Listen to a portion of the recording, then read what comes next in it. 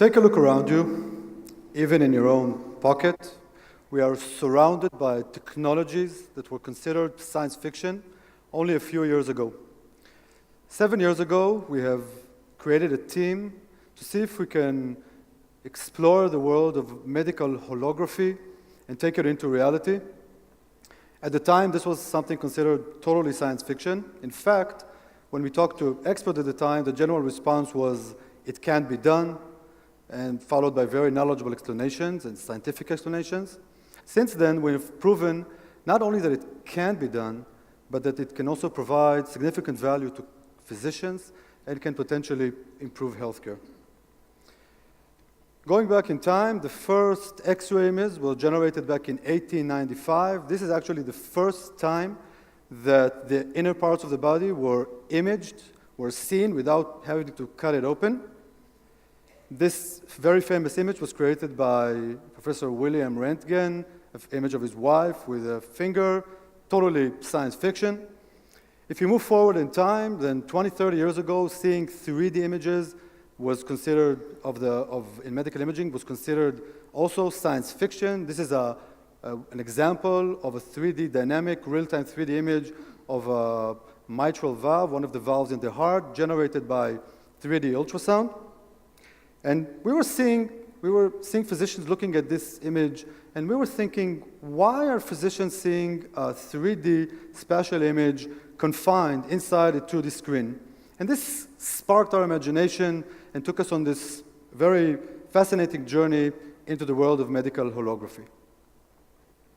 Now, when you think about 3D, you typically think about goofy glasses that you put on in a theater, and then you have an illusion of an image that is floating in front of you.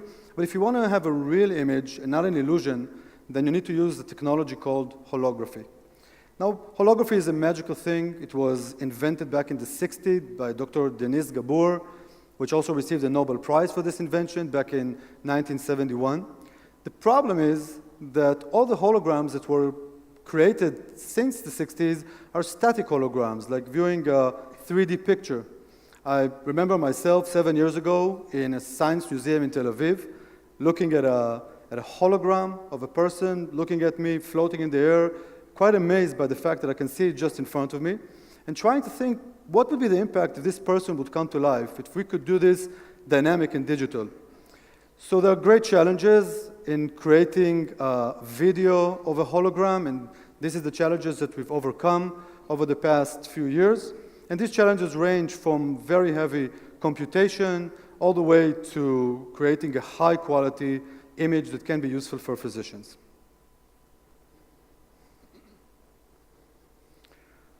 Once you manage to overcome these limitations, then you can, this is an illustration of what we could do. We could now have the image floating in front of the physician so he can really understand the organ in front of him and really see it floating in the air very clearly. And we could do that with any imaging modality based on CT or 3D ultrasound or MRI. Now, this is a really cool technology. I hope you would agree, but many of you might be asking yourself, why do I need it? Why would a physician want to use a hologram in his procedures? So there are two great things about a hologram. One is the fact that it's the most intuitive visualization there is. So it's very natural to see a hologram. You see it floating in front of you. You can move your head in front of you. It's really there, just like I'm holding my hand here in front of me. But we didn't just want to have the holograms, to see the holograms. We also wanted for these holograms to be interactive. So the second great thing about a hologram is that once you have a hologram in a precise location, you can now manipulate the hologram in the air. You can move the hologram in front of you. You can go in with a tool and measure something. And measurement is something very common in medicine. So now you don't have to do it on 2D. You can do it on the real 3D object much more accurately. You can take an actual device, like a stent or a valve, put it inside the image and see if it fits this specific patient. And you can also crop the hologram to a specific 2D plane and extract this 2D plane from the hologram so you know exactly where you are or where this 2D plane is coming from as a physician. The first clinical environment that we worked in is the cardiac cath lab, and the concept in the cardiac cath lab was to take the image, to have it hovering above the patient, and to have the physician be able to manipulate this image in the air in front of him. About a year ago, we've conducted our first clinical trials, the first time that holograms were generated in a real environment in real time. This was created by an amazing team from Schneider Children's Medical Center, from Philips Healthcare, and from my company, RealView Imaging. I can tell you that for me, personally, this was a very, very moving experience. It's the first time after working for many years and developing the technology from scratch that there is a patient on the table and his heart is being imaged, and you can see this heart floating in the air. It's an amazing, amazing experience. We've used a number of modalities to acquire the image. We used 3D ultrasound and X-ray, and all this information was streamed into our system in real time, creating these holograms.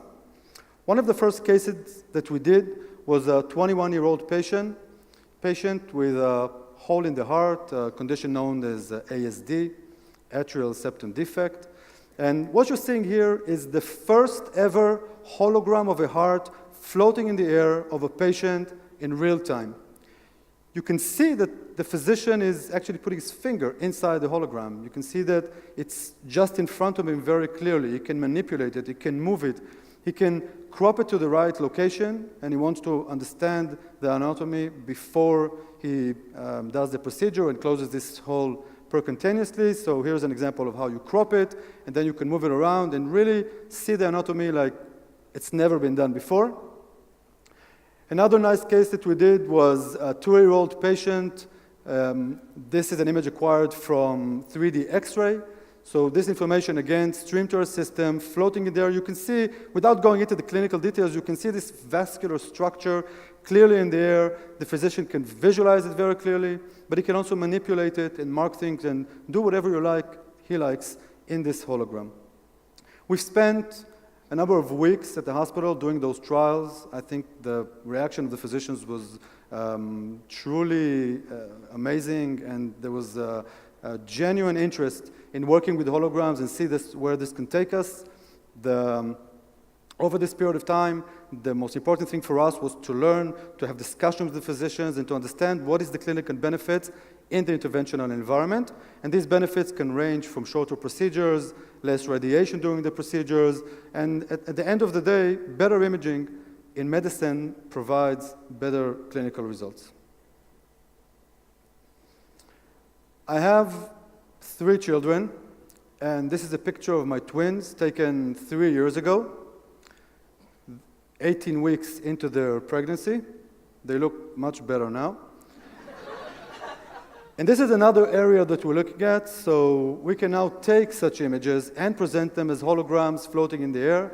So a mother and a father can now hold their baby in their hand before it's born as a hologram very clearly and do all these manipulations. It has a great emotional value, but more than that, it has also some clinical values that have to do with better measurements and possibly identification of some specific birth defects. So naturally, I spend a lot of time in hospitals, and in a hospital, I like to look at the building from the outside and try to imagine in the different departments, where could holography make a difference? Where would people want to use holograms? And I can definitely envision that in the hospital of the future, holography, medical holography will be used across many, many departments for various procedures, both for diagnostics, for interventional procedures, but also for communication between physicians and communication between physicians and patients. So taking science fiction to life is a great journey. This journey, I'm doing it together with an amazing group of very passionate people to create this. And I hope that very soon you will see this technology in practice, and we'll make our little contribution to the world of medical imaging. Thank you very much.